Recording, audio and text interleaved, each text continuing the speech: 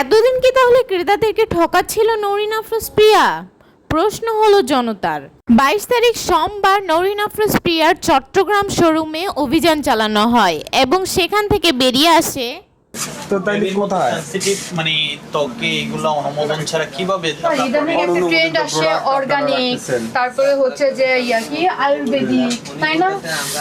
এগুলো আসলে কি বলবো, মানে অথেন্টিক কিছুই পাই না। আর ঘি হচ্ছে বিএসটি এর ম্যান্ডেটরি প্রোডাক্ট, এটা মানুষ খাবে।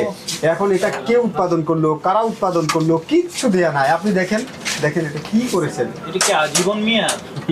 আপনি বলেছেন যে কোথায় পাঠায় দিবেন আপনি, মেয়াদ নাই। তো এখানে আসছে কেন? তাই আসলো কেন? ঢাকায় যে পাঠায় দিবেন কেন আসলো এখানে?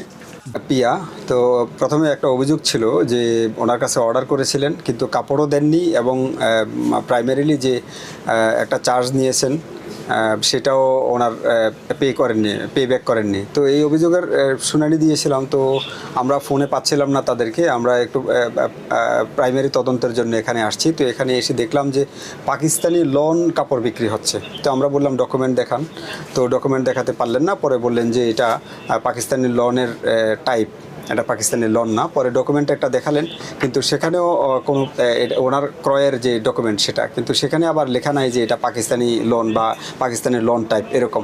অর্থাৎ এই প্রোডাক্টটা আমাদের দেশেরই। তো একটা পর্যায়ে উনি স্বীকারও করেছেন এটা ওনার ঠিক হচ্ছে না, এটা পাকিস্তানি লন বলেই বিক্রি করছে।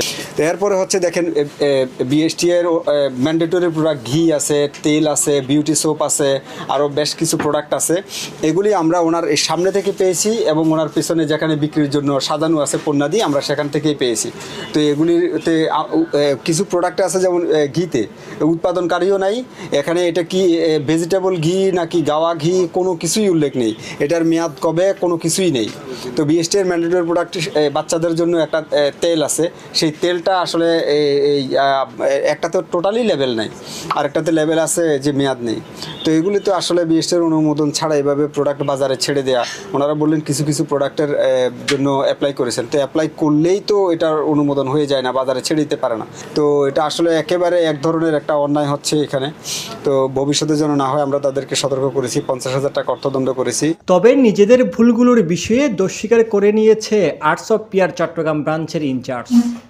বিএসটিতে হচ্ছে স্যার কিছু প্রোডাক্ট যদি আমার যেটা ধারণা বা আমি যেটা জানি সব প্রোডাক্টে নাকি বিএসটি লাগে না, মানে সব। হ্যাঁ, এখানে যেমন হচ্ছে এইটাতে অয়েলের মধ্যে মাস্ট দরকার, তারপরে হচ্ছে এটার মধ্যে দেওয়া দরকার, এটার জন্য অ্যাপ্লাই করেছে, ওটা সব কিছু ডিটেলস হচ্ছে ম্যাডামের কাছেই আছে। এবং হচ্ছে যেহেতু আমাদের লাইভ হয়, লাইভের ক্ষেত্রে কিন্তু এটা বলা হয় যে পাকিস্তানি ইন্সপায়ার লোন বা এটা বলে দেয়। এখন আমাদের যেটা ভুল হয়েছে সেটা হচ্ছে মাঝখানে আমরা ইন্সপায়ার কথাটা লিখিনি, এটা আমাদের ভুল, এটা আমরা স্বীকার করছি।